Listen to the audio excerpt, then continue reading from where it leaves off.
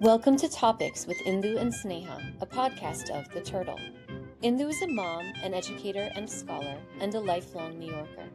Sneha is a mom and a certified yoga instructor in Charlotte with a background in Hindu studies. Every episode, we start with something happening in real time and noodle on it together, because that's what we do.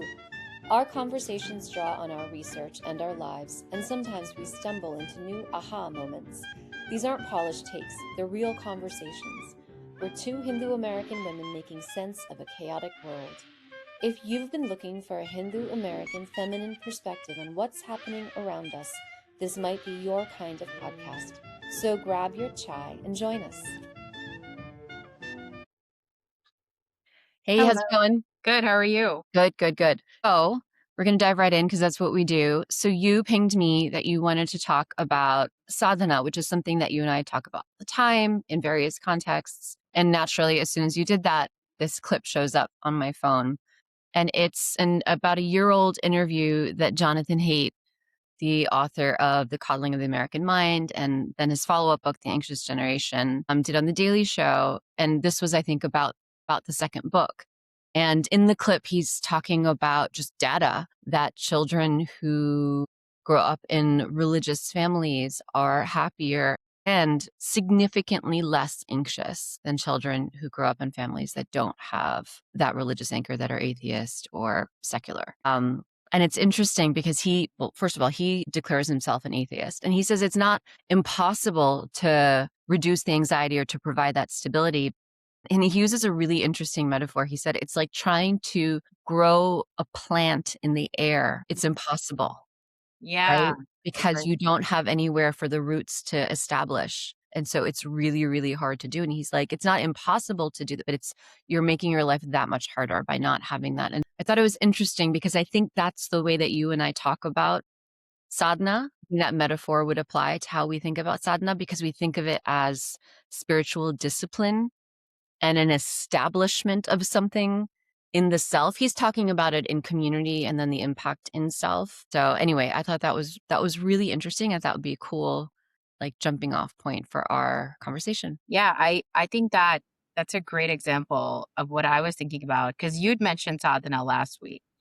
And then on Friday, today is Monday, but on Friday, I happened to be at a Carnatic concert and did like a quick interview for another project that I'm also working on with the lead singer, the Vidwan. And he's like maybe in his late 20s, early 30s, that sort of thing. And I was just asking him, what he thought about how we could bring in more young people into Carnatic music. And so he started going into this whole idea that, a lot of young people today, he was just reflecting, and I think a lot of young people that he comes across of his age or younger feel that they shouldn't be doing Carnatic music because it's religious. And they also like associate it with going to temple and their parents' generation and all that. And he was like, well, the reason why you do Carnatic music is because it gives you discipline. It connects you to that divine source. And through that discipline, like you wake up every morning and you do, cleansing, and then you come to the sit down and practice. And through that practice, you can reach these higher states. And part of that is, going to temple and serving the deity and all of that. And he was like, we shouldn't like his solution. He seemed to like want to distance himself from the idea of religion.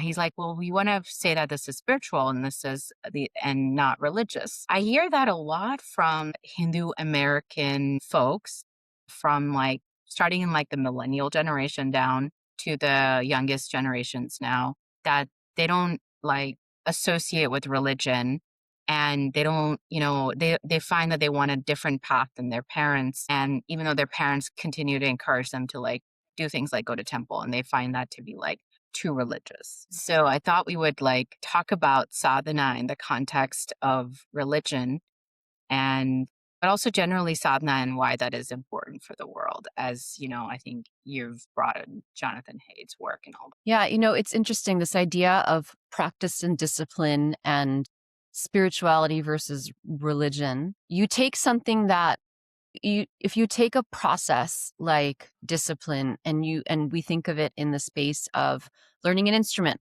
or practicing a sport, we don't question the role that discipline plays in ensuring that we can sort of break through basic intro level amateurish stuff. And that actually helps us do better. And that there's a great joy and skill. And we benefit from doing that, right? We don't question that at all. We don't question that a surgeon needs to practice surgical skills before we would feel comfortable, right? We don't question these things when it comes to other aspects of life. And yet when it comes to religion and spirituality, and I think it's good for us to unpack that false dichotomy a little bit. Yeah. And I do think it's a false dichotomy when it comes to Hinduism. I think there's a hesitation because it's immediately associated with like someone's forcing me to do this, someone's making me do this, right? And I don't think it's beneficial to force somebody to do something. You can't,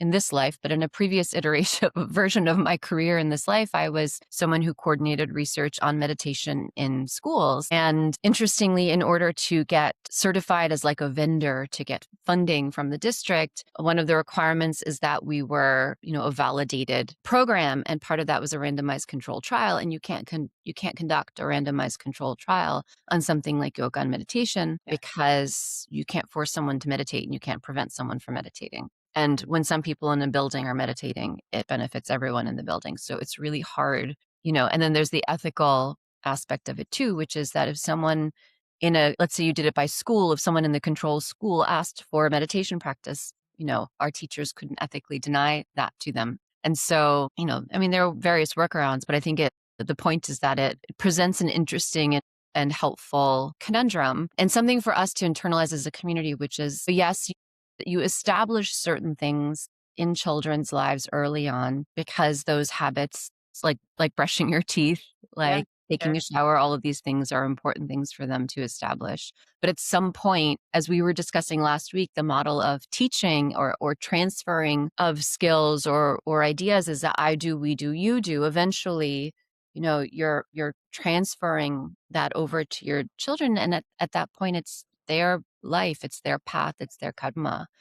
And you've given them access and awareness of certain things, but then it's on them whether or not they want it. And I think the framing of how you convey what is this range of things, I encounter, and I imagine you do as well, a lot of these spiritual but not religious Hindus, when you probe and you ask questions, they seem to be under the impression that religion is what their parents do. And that's all there is when it comes to religion in Hinduism. They're not actually aware of the fact that what they're describing as spiritual but not religious also falls under the umbrella of Hinduism. Yes. Okay, a lot. Yeah, I think partly it's that I think this is true for Hindu Americans, especially kids who grew up here. American ethos is very individualistic. And I think that comes from maybe Christianity because it's always about like that personal relationship with God. And that has translated to Hindus as, I do my meditation, my sadhana at home. I don't need to go to temple. But I think they often forget the other piece of Hinduism, which is that part of your dharma is to create society and generate society.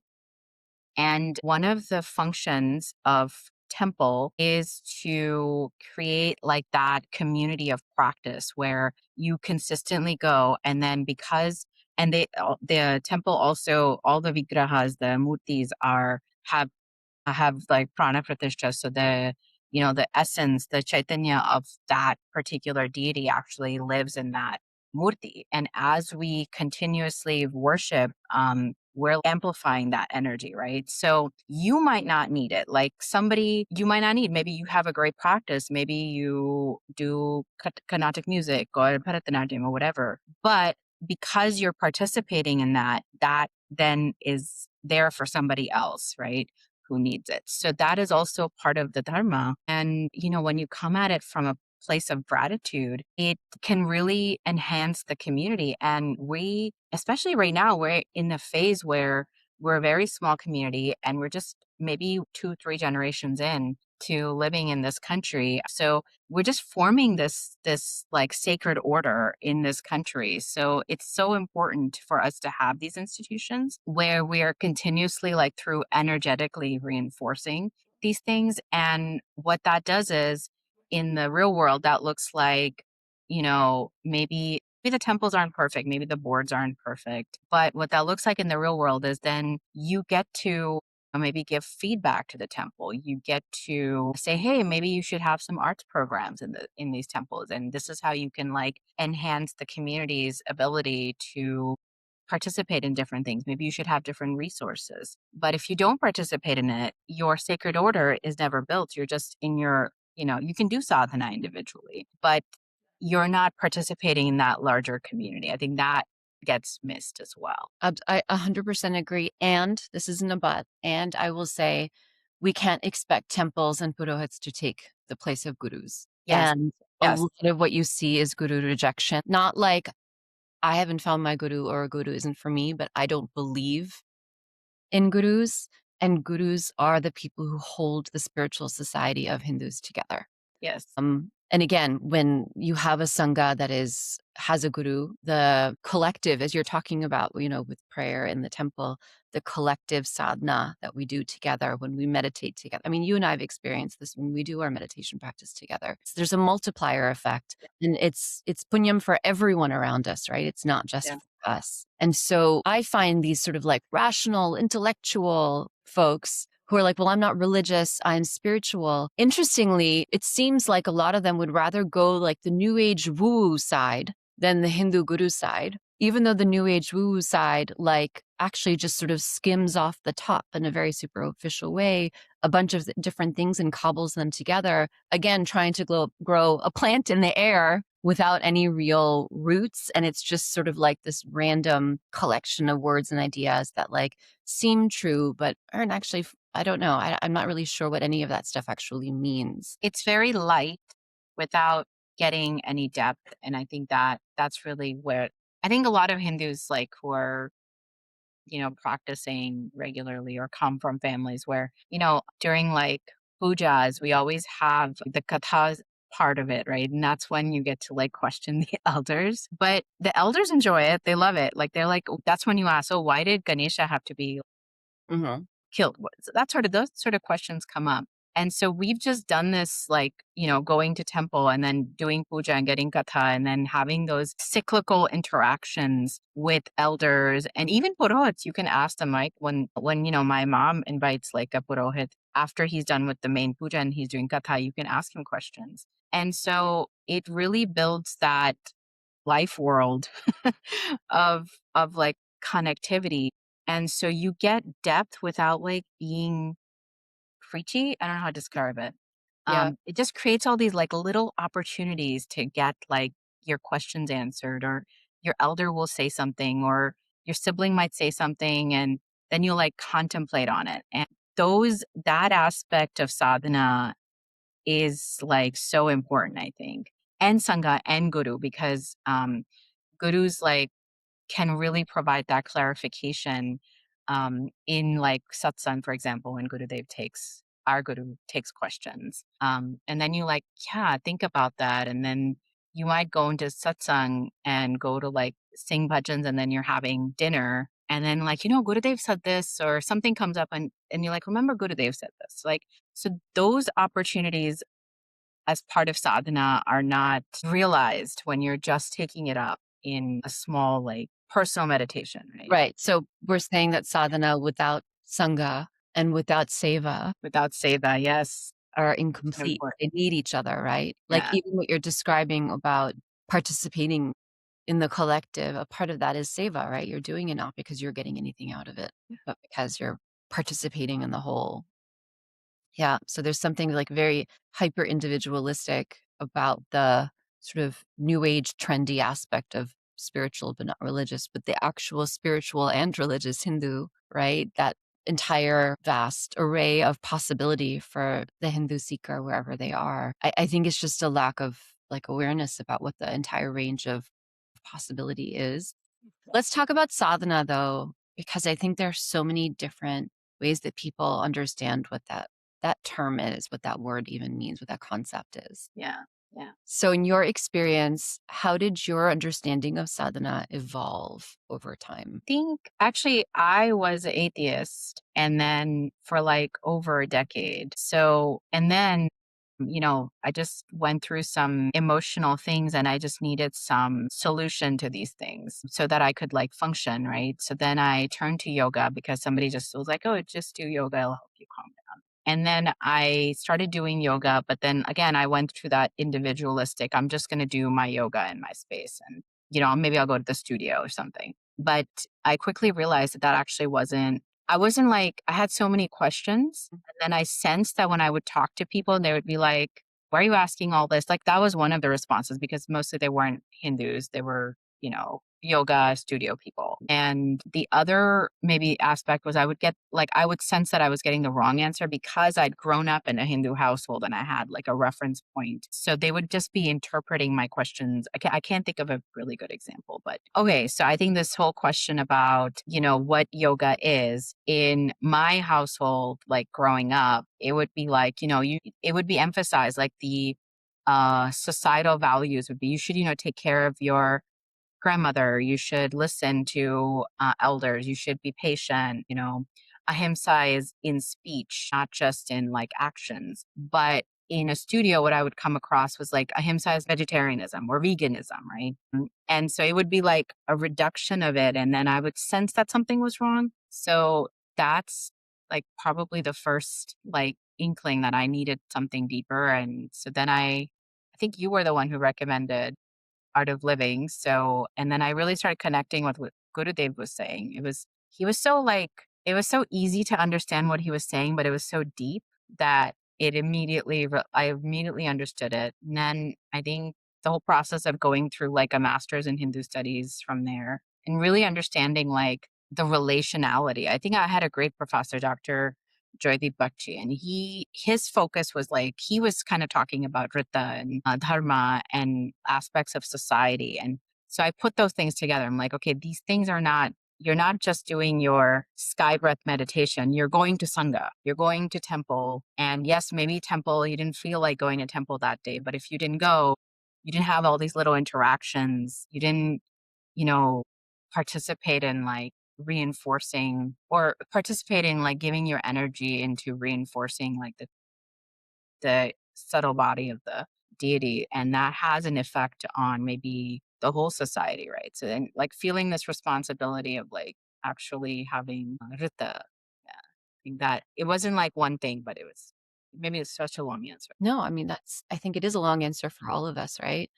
And I've written about my own journey with it before, but I would say in a nutshell, what it is uh, that term I used earlier, like a spiritual discipline that helps me discover. And I would say for me particularly, I needed a break from the intellect. It's not something I could cognize like intellectually. It is like a practice and something that I'm highly committed to. It's not something I just check off in the way that sometimes I just kind of check off. I'm not like fully immersed in teeth brushing. I do brush my teeth twice a day, but it's not something that I'm like fully present for. I'm thinking about other things. I'm thinking about what I need to do that morning or something when I'm brushing my teeth. But my spiritual discipline is something that I am fully present to and committed to in this journey of discovering who am I, but not in this like esoteric philosophical way, but actually experiencing who am I so that I can be real and present in the world. And for me, a lot of it emerged with the birth of my children. And that became an immediate, like, I needed to be I wanted to be, and I needed to be fully present for them because I had taken on this responsibility of bringing children into the world. And so this practice became essential. The spiritual discipline became essential. So it wasn't, for me, I mean, of course, I obviously love, the knowledge sessions and all of it, but foundational before any of that is the practice of pranayama, of dhyanam, all of it, right? Like without that, the other stuff would just kind of sit at a very surface level. It's like it opens up the pores and membranes. So like when you're saying when like Gurudev answers questions during satsang, something's being answered on an energetic level that we can't explain. Like there is some satisfaction or some other wonder that opens up that if you were to summarize simply in words what was said or exchanged, it wouldn't actually capture what was happening. Yeah. No, I think that's true. Yeah, I think you're bringing up a really important point that that personal sadhana is also really important. The meditation, the pranayama, all of that, because it makes space for that larger acceptance of the wisdom, right? I think that's such a Yeah. important point. Yeah. Well, and you're like, things are pinging that would be Yeah. too busy doing other things otherwise, right? It just like, it settles everything. And it's, the distinction between mindfulness and transcendental meditation. Have you heard the metaphor? No. Where it's like, I don't know if I'm going to get it 100% right, but mindfulness is like being aware of the fact that like you're like there's a storm in the ocean and you're experiencing it's like an awareness of what's going on and that it's not you, like it's happening at a surface level, Yeah. and like having an awareness of that, being mindful of that. And transcendental meditation is recognizing that you are the ocean, like all the way down to the depths of the ocean where no storm can actually affect you, right? And it's not knowing that. I think what I find unrelatable in a lot of Hindu intellectual spaces and a lot of our community spaces are hyper intellectual when it comes to what's supposed to be knowledge ends up becoming information because it stays at the intellectual level, is that you're not feeling it.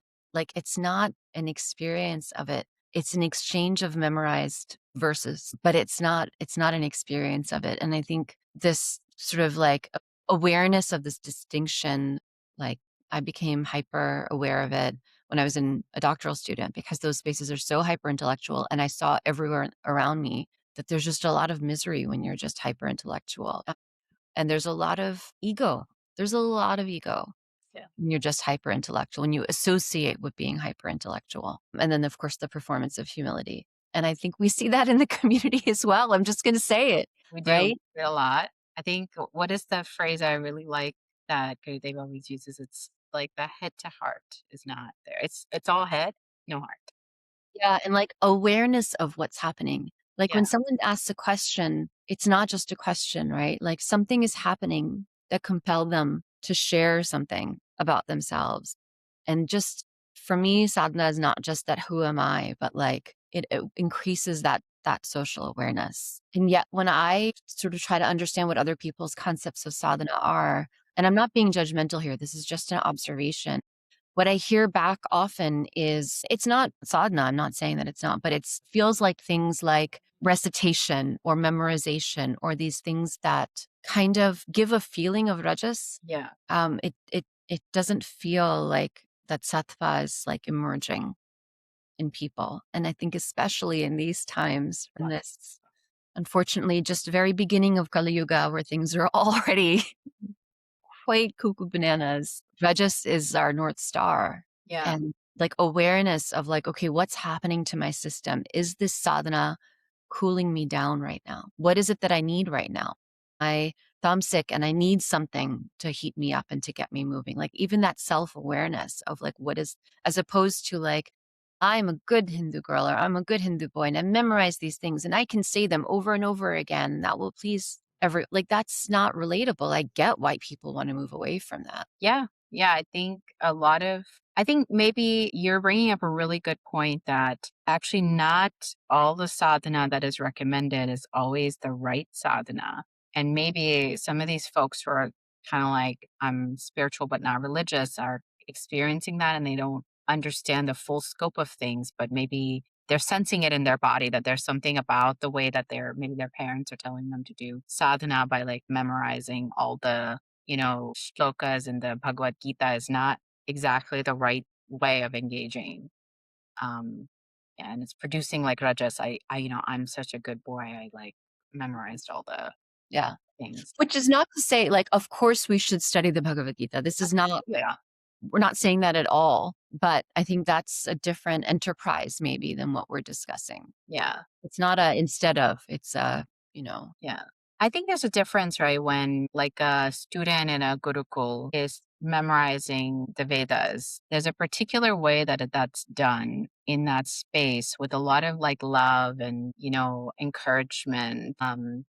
And also, I think the teacher might instill a sense of gratitude and camaraderie between these kids that it doesn't land in the same way as like a contest. Yeah, I mean, I think this is what we see, and we'll talk about this in a future episode. I know we want to talk about, but the how of what we're talking about in the transferring of these things and in the sharing of these things, the how matters as much as the what. Yes. Yeah. And that how, I think, is what people crave. I mean, I think that's what Jonathan Haidt is talking about, right? It's not just about religiosity in terms of believing in God. He's talking about every Sunday you go to church, or every Friday you have Shabbat. Those are the examples he brings up. We're not a congregational religion. So going to temple becomes our proxy for that in a world where we don't have like regular Sangha under a guru's guidance. That becomes like our time to assemble and discuss and question and wonder together, right? I think it's our temples are non-congregational, but I don't think that we're not. I think we are a congregational religion. We have just lost touch with a lot of what that congregation looks like. Yeah. Yeah. I think we've lost the satsang. And you're right. I don't see a lot of satsang happening in temples. And maybe that's the way to really bring back that connectivity between like generations, I think. Yeah. I mean, that used to be the space of the temple, right? In addition to the worship that's happening. And of course, we benefit from being in the abode of the deity more than the deity obviously doesn't need us there. Deity's fine. But we benefit from that presence, from being there. And that's where discussions would happen. That's where debates would happen. That's where society was coming to reckon with whatever was happening. And we're not really doing that, right? We do our darshan. Maybe we sit together and sing some bhajans, and we're watching some kind of puja or abhishekam, something happen, archana happening. And then we kind of like, maybe there is a little bit of katha, like you're saying, but it's not a full-on regular thing that's happening every week where you're like, I can't wait to see what the conversation this week is going to be, that I'm going to carry with me back home. Yeah. Think about how it integrates into my lived experience as a human being in the world. Yeah. I think you're right. It's not happening. I think in India, what I remember was, you wouldn't necessarily go to temple. There was not like a day that you would go to temple. It was more like we had smaller like goodies all over the place, and it would just be part of your regular daily thing. Like, you get up, we would walk to school and there was like a temple on the way. So we would, do our pranams, and if we found some flowers, we'd offer like this in small spaces. And then there would be special days where you would go to the bigger temples. And some people, like actually my mom, she is a big temple person. So she would go anytime she would go. But in those spaces, I remember there being an acharya or somebody who's giving a talk, or you can, interact with. And that sort of presence isn't there in the American temples. No. Yeah. What we do have instead, and I'm going to say a controversy now, is that you just have uncles and yunkles and Yeah. just lecturing people, and it's like intellect ego. It's not coming from a place of deep thought. Like you can feel it. Like you could just tell, you can feel it, right? The conversation that a mother has with her child in the United States has so much more presence in it than these people that just, it's giving me a headache, they just drone on and on and on. And the children might sit there out of respect, but especially because we're talking about a largely immigrant, and there is value in immigrants speaking with immigrants, yes. But if you have not grown up here, you don't know what the day-to-day life is like for a child, a young person, a young adult, a college student, a young person navigating what it's like to be here. And they certainly don't need to be spoken down to or spoken at. And that is often the tone that's taken up. And I can see why people check out. Yeah. Yeah. That's true. I think there's a lot of talking down to young people, or I've heard like, Gen Zs and millennials, that sort of talk it really turns people off, I think. And then it gives like this, it like promotes them then to like just do their own thing, or even completely not do any meditation or find other routes to, that, or I've seen that too. I think Well, but also you'll get these like, because we're a pretty complex, diverse community. You'll get these like 30-something-year-old youngles being like, all you young second gens, they got here 5 minutes ago. Yes. And yet they have all of the jnana. Like they have so much. Yeah. Like, anyway, we're getting into snarky territory. We don't need to do that.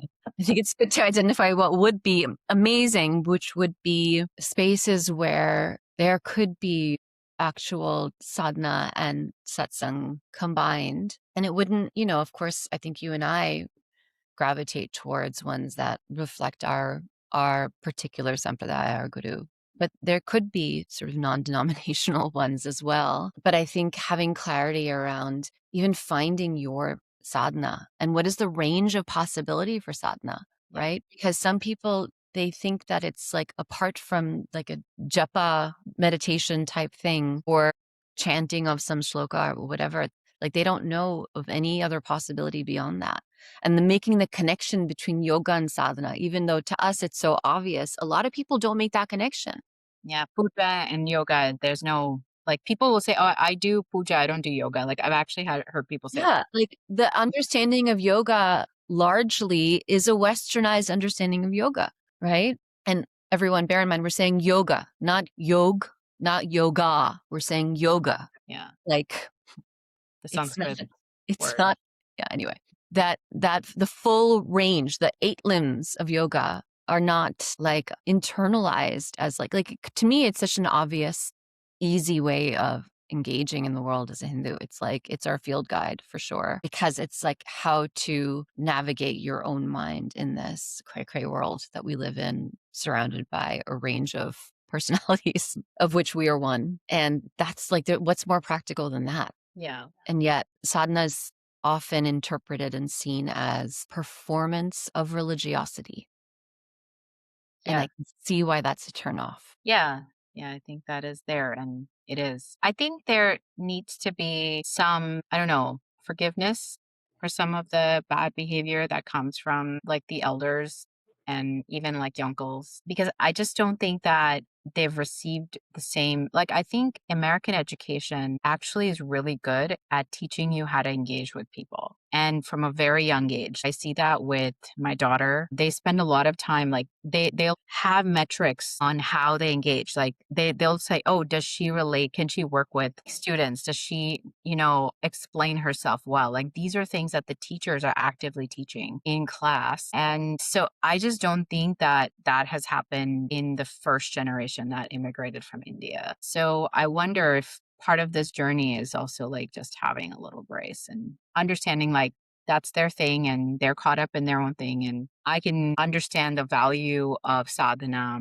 in all its forms, in even being in satsang with some of these folks who are like talking down to us. But at the same time, I don't need to like internalize that, as criticism. No, I agree. And I was just being slightly tongue in cheek when I said that before. I agree. Compassion, awareness, understanding. But I think also maybe some of the edge of frustration comes from wanting to have more available for young people, for everyone for whom that doesn't work. Like, I think that's it. It's like, it's not that that's wrong. It's that that's not all that's possible, that there's so much more that's possible. And can we open up the range of possibility as opposed to being limited to that thing, which might work for some people. Yeah. Yeah. I think we should open it up. And also, like, there's such a diversity of sadhana people can be doing. And maybe there needs to be spaces where people like talk about their sadhana and just share. And I think that could be really helpful. Maybe people could do that in the Yes. Yes. Yes. That's right. If you want to talk about your sadhana, please. Yeah, or ask questions about it. Yeah. Or if you've come across like cool descriptions of it or want to write a cool description of sadhana or your exploration of it, like we want to create that community. I mean, it's you and I talking here now, but what we really want, what we're seeking to do, our intention is to build community around, and not just these questions and conversations, but to build things from this for generations to come. Because, I mean, going back to the hate comment, hate being Haidt, not HAT, Jonathan Haidt comment, which is that religion and spirituality inoculate us from anxiety, from these mental health issues, from loneliness, anxiety, from depression, from all of these things. Knowing that, like, our children deserve that, our younger people, we all deserve to have that available to us. And so how can we make that more possible, right? How do we make that more possible? Of course, that's not all that it is. There's so much more that opens up when we have this spiritual discipline. And I think we could even get into the whole aspect of like navigating the AI social media world and what spiritual discipline does to help us navigate that. I mean, I think it's an essential skill, not just critical thinking, not just, I mean, it creates an incredible amount of self-regulation that is probably going to be one of the most important skills that we're going to need, right? Like, spiritual discipline is self-discipline, and self-discipline, anyone who's successful will tell you that self-discipline, you can't achieve anything in the world without self-discipline. Yes. However that looks like, right? For some of us, it comes in sort of around passion projects, and it comes in like a wave of things, but then we accomplish it, right? For other people, it's that steady, whatever it might look like, there might be a personal way of engaging with it. But it's very hard to achieve anything or to do anything or to be useful or happy in the world without some degree of self-regulation and self-discipline. And spiritual discipline is such a gentle way and a loving way of incorporating self-discipline into your life. And Yeah. it doesn't have to be this like top down, like should dogma thing. It can be something that, like, to me, on occasion, I'll have starting trouble with my morning sadhana, but once I'm in it, it's like cashmere. Like, I mean, the material cashmere. It's like being enveloped in this soft, warm, cozy thing. And I know that whatever edges I'm feeling just melt away. Yeah. I think I really relate to that because one of the things that started happening for me as I started getting into sadhana and doing it like regularly is that there was a sense of gratitude, I think. And I was just thinking about it in terms of what you're saying. And also, what is the difference between like regular discipline, like, I brush my teeth every day, that sort of thing, and sadhana? I think the thing that really distinguished was that every day, even if I didn't want to do it, when I was in that space, when I was sitting and doing my meditation, when I was doing my puja, it brought me into a space of gratitude, of wonder. And then, like, maybe I didn't carry that through the whole week, the whole day, or I got caught up in something. But again, I did it the next day, and I had that like repeated touch points, and it became like easier to stay with it. And also, like, that feeling just lasts longer because you have this, like, I don't know, like the knowledge, the like sort of embodied knowledge of being in that gratitude and wonder for life. Absolutely. I think it's that experience of the self, right? And that is love and ananda. Like, that is, and so for me too, I have that same thing where I may not be in that state all day, but the deeper my practice and the more committed I am in my practice and regular and the more discipline I have around it, I just find that I certainly I have moments where I am stressed out or I get upset or angry or whatever, annoyed, but then I come back, I like recover from it much faster. Yeah. Right. And I have, I watched recently, this is kind of one of those like, yeah, no kidding, it's obvious things, but I watched this video recently of this research that says that when you have wronged someone, the tendency of the mind is to find ways to demonize the person you wronged, even when you know you're the one who did something wrong, because internally you can't sort of justify or live with the fact that you violated your own moral compass. It's like a moral injury.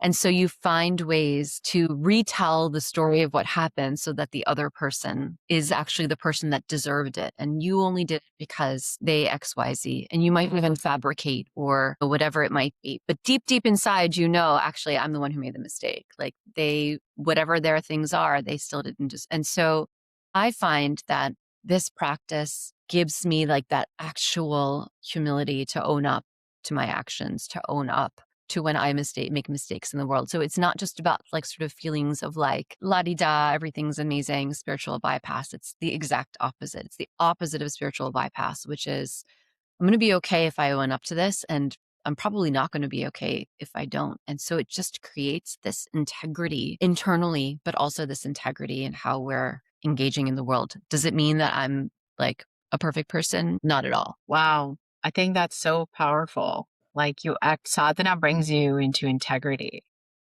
Right? Wow. because it's just like it's shaking off all the nonsense. Yeah. And there's so much nonsense. Our mind is constantly creating nonsense, right? And again, not to say I'm still very human, I'm still very flawed. I 100% anticipate I'll be coming back. Like, like all of that. But I do see, even over the course of this puny little life, in this puny little beginning of Kali Yuga, that I do see that shifting in me. It's better with sadhana. It's better with sadhana, or as we say, it could have been worse. Could have been worse. That's like our sort of motto in ourselves. And when we see folks around us, we're like, well, without sadhana, it could have been worse. Worse, yeah. Yeah. But I think even that, the ability to joke about that, the ability to be real about that, I think is just such a relief over any kind of virtue signaling or any kind of like perfect performance thing. I think the gap between performance and what people know is really happening is what drives our young people, anyone, away from, because it's hypocrisy and it's not relatable. And I think that's what moves people towards other spaces that they think feel more real. Yeah. And that just speaks to how we are seekers, right? I don't think it's an indictment of anyone. I think it's actually more a reflection of what we seek, which is the things that bring us into our integrity. And again, it's a process and it's a practice and it takes time and we all make mistakes. But having the space for us to do that and reclaiming, I don't know if I like that word term, but reclaiming sadhana on our own terms in this context, on this land, I think is key to, I would say, not just the survival of Hinduism, but just for the thriving of our people. We want to thrive. It's not just about conservation. This is about, we want everyone to flourish. That's the idea, is flourishing. That's the case that a lot of Hindus aren't making, is that it's not like survival for the sake of survival. It's that this provides a amazing roadmap for thriving. The practices, the satsang, the connections, all. Yeah. And I think that's what draws people to these like spiritual spaces, because they tend to talk about that more. Yeah. And they go the other extreme and they do the spiritual bypass. They do all the other Of all the things, yeah. sense stuff, but we don't need to. We have such richness in our tradition, and I think just making that more available. Yeah, absolutely. Yeah. All right, are we done? Topics? Okay, done. That's all for this episode of Topics. Thank you for staying with us. If today's conversation sparked something for you, we'd love to hear from you. Drop a comment and let us know what topics you'd like us to explore next. If you're enjoying the show, please like and subscribe on YouTube so we can keep bringing you our insights. We also go deeper into these topics in writing over on our Substack. Head over to our Turtle publication on Substack for deep dive articles that pick up where the podcast leaves off. Links are in the description. See you next time.